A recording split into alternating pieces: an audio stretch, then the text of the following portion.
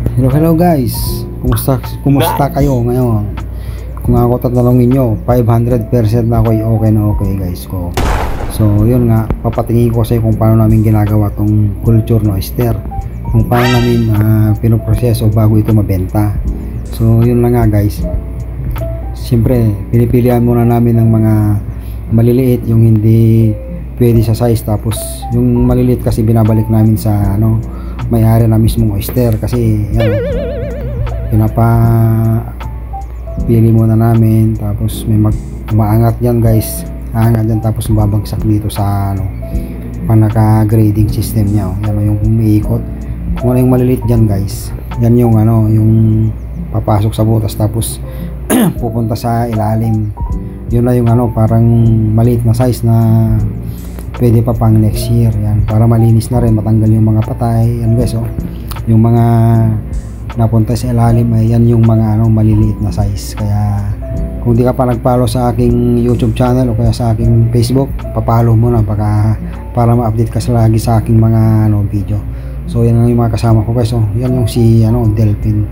Kumbaga si kabayan yan guys, pioneer sa company namin yan. Tignan mo naman kung magtrabaho, easy job lang siya guys. Diba? Tapos may kasama kaming puti, parang artista. Diba? Yan pala si Cole guys, yan yung bago namin kasama. Padila-dila pa si kabayan guys.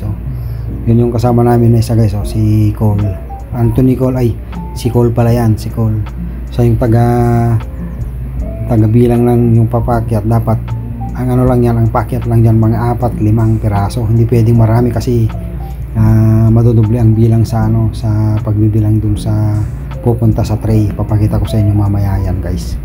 So yung guys, easy lang yan. Ito yung pinaka basic na trabaho, pero maingay yan guys, kaya nag voice record na lang ako. Maingay kasi dyan, para kang nasa kumbaga kiskisan sa palay sa atin pag gano'n. So yan guys, umakyat na naman dyan, tapos dito babagsak. Yan sinasabi ko guys, pag marami yung umakyat na oyster na mga 10, mapupuno yung lagayan dyan. Siyempre dapat isa-isa lang dyan para maganda yung pagka-grade nya. Yan guys, diba? Ganito na ka-tech ngayon yung mga pang-grading ng oyster, diba? Tapos pagbagsak dun guys, yun yung may sensor. Yun naman yung sensor ng gaano kalaki, kung gaano kaganda guys. Tapos mamaya babagsak naman dito sa ito pala yung mga count guys, 100 count. Tapos mamaya pag nabasa na ng sensor, dito naman babagsak yung mga oyster.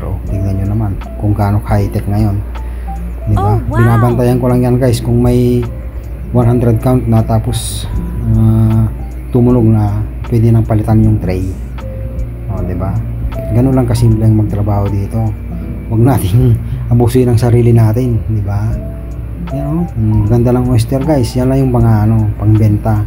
Pero bago mabenta yan guys, kailangan mo lang ibabad ng mga 1 linggo sa dagat para talagang ready na talagang mabenta. Ito naman yung mga hindi masyadong mabasa ng sensor.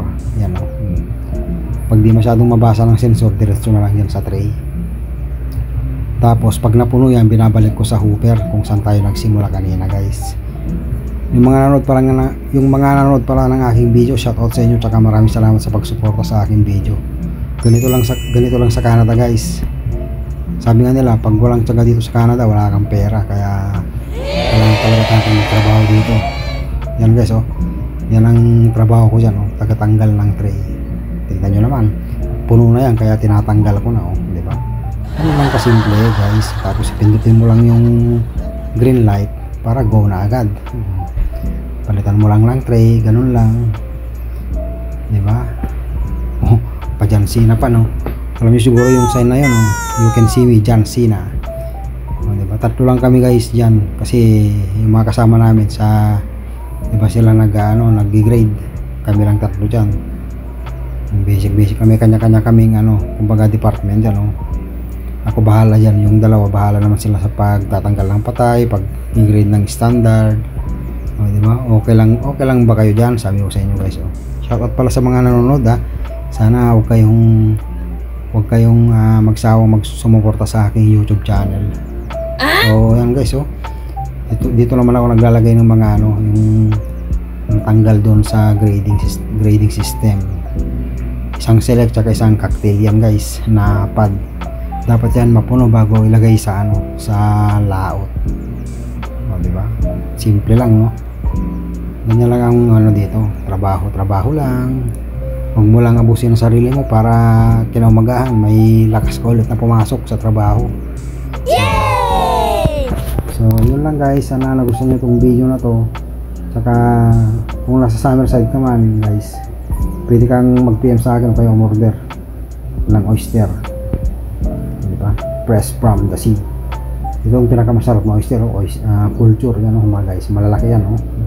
Yan talaga yung binibenta sa ano, sa mga superstore, Sobeys sa Butcher. Yan guys, grabe sarap yan, lalo na pag may suka.